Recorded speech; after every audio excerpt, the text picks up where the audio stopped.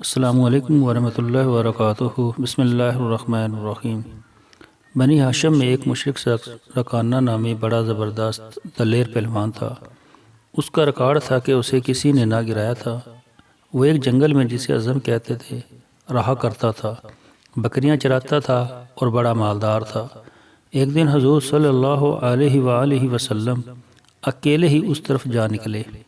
رکانہ نے آپ کو دیکھا تو آپ کے پاس آ کر کہنے لگا، اے محمد، تو ہی وہ ہے جو ہمارے لات و عزا کی توہین و تحقیر کرتا ہے اور اپنے خدا کی بڑائی بیان کرتا ہے۔ اگر میرا تجھ سے تعلق رحمی نہ ہوتا تو میں تجھے آج مار ڈالتا۔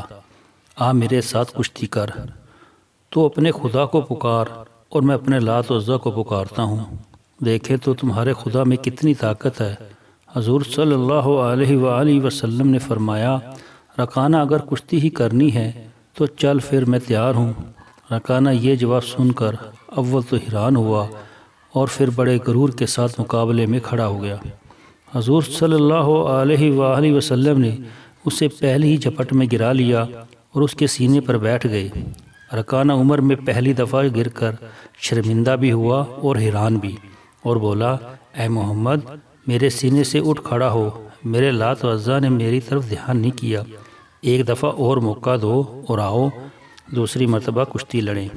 حضور صلی اللہ علیہ وآلہ وسلم سینے سے اٹھ کھڑے ہوئے اور رکانہ بھی کشتی کے لیے دوبارہ کھڑا ہوا۔ حضور صلی اللہ علیہ وآلہ وسلم نے دوسری مرتبہ بھی رکانہ کو پل بھر میں گرا لیا۔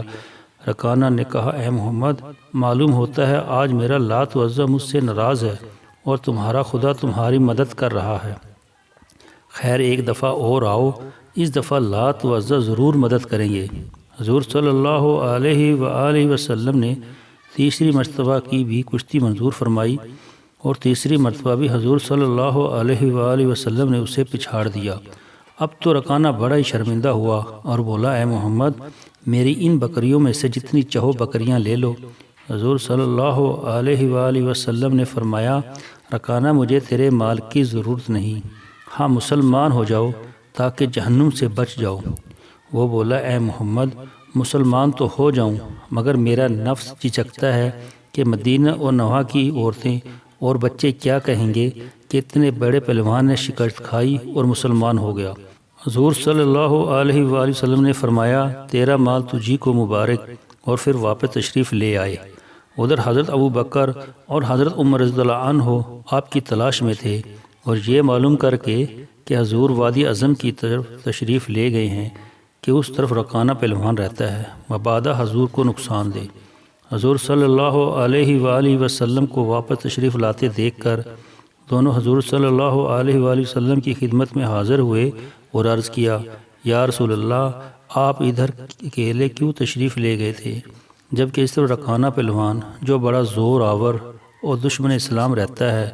حضور یہ سن کر مسکرائے اور فرمایا کہ جب میرا اللہ میرے ساتھ ہے تو پھر کسی رکانہ وکانہ کی کیا پرواہ۔ لو، اس رکانہ کی پہلوانی کا قصہ سنو۔ چنانچہ حضور نے سارا قصہ سنایا۔ صدیق و فاروق سن کر خوش ہونے لگے اور عرض کیا، حضور، وہ تو ایسا پہلوان تھا کہ آج تک اسے کسی نے نہ گرایا تھا، اسے گرانا اللہ کے رسول ہی کا کام ہے۔ سبق: ہمارے حضور صلی اللہ علیہ وآلہ وسلم ہر فضل و کمال کے منبع و مخزن ہیں۔ دنیا کی کوئی طاقت حضور کے مقابلے میں نہیں ٹھہر سکتی، اور مخالفین کے دل بھی حضور کے فضل و کمال کو جانتے ہیں، لیکن دنیا کی آر سے اس کا اقرار نہیں کرتے۔ دوستو، ویڈیو اچھی لگی ہو تو اس کو لائک کریں اور شیئر کریں اور چینل کو سبسکرائب کریں تاکہ نئی آنے والی ویڈیو آپ کو مل سکے۔ اللہ حافظ۔